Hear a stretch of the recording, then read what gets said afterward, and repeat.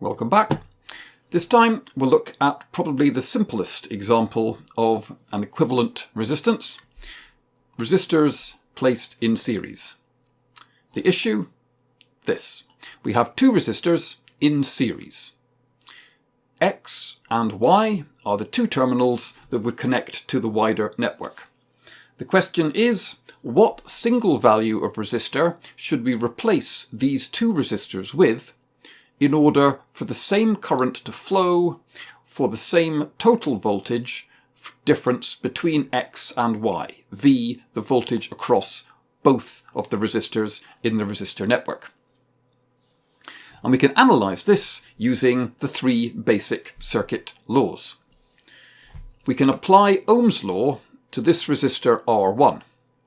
And if we did that, that would tell us that V1, the voltage difference across R1, was equal to the current flowing through R1 times R1.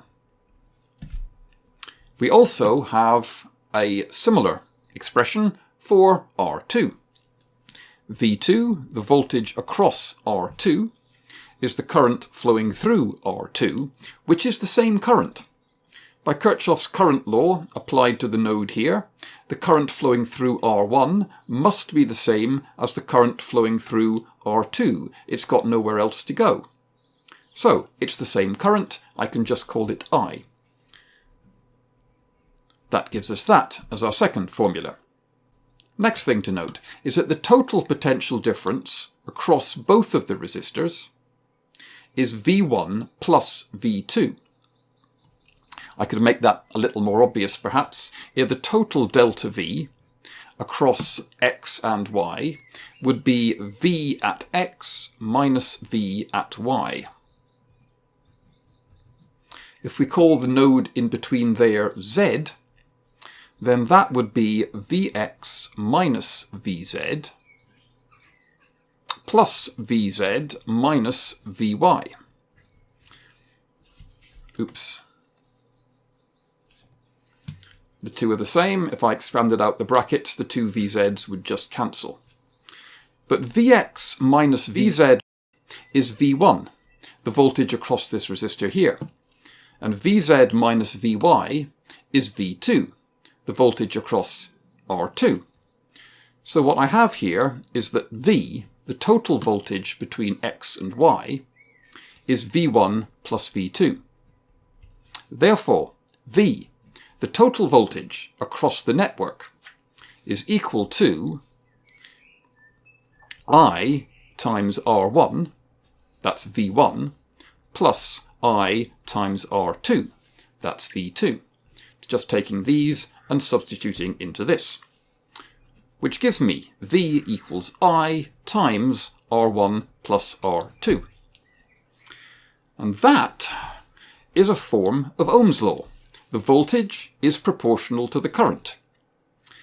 The V equals I times the resistance of a network, and this resistance is clearly R1 plus R2. Because we're trying to get this into the form of Ohm's law, where delta V equals I times R. Well, delta V is the voltage across the whole network from X to Y. That's just V. I is the current through it. That's just I. So R, the resistance of the network, must be R1 plus R2. That gives us the simple formula. The equivalent resistance, I'll call it Req, is R1 plus R2, the sum of these two resistors. That gets us to the well-known and useful result. If you put two resistors in series, they behave like a single resistor whose resistance is the sum of the resistances of the individual resistors. You just add up the resistors. What if there are three resistors in series? Well, we can do exactly the same thing. What we would end up with is the total voltage here being a sum of V1 plus V2 plus now V3. So we would have that doesn't really apply anymore. We'd have another term here, V3 equals I, it's still the same current flowing through everything, times R3. The total voltage across the whole network is the sum of 3 voltages.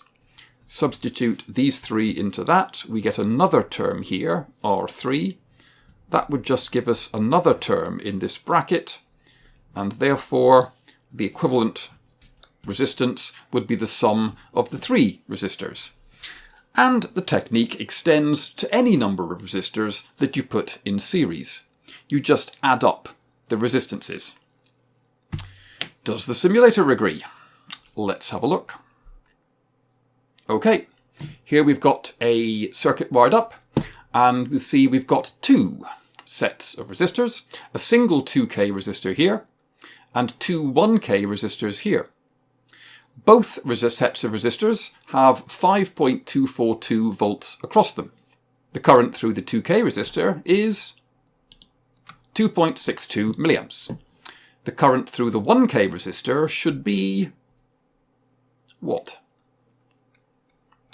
Answer: 2.62 milliamps, exactly the same. And the current through this one should be 2.62 milliamps, exactly the same as well. Because that's what this formula is telling us. These 2 1K resistors in series behave the same as a single 2K resistor. The same current is flowing in this wire here as is flowing in these wires here. Because these 2 resistors, 2 1Ks, behave in exactly the same way, impede the voltage in the same degree. Okay. That's resistors in series. Next time we'll have a look at what happens if you put resistors in parallel.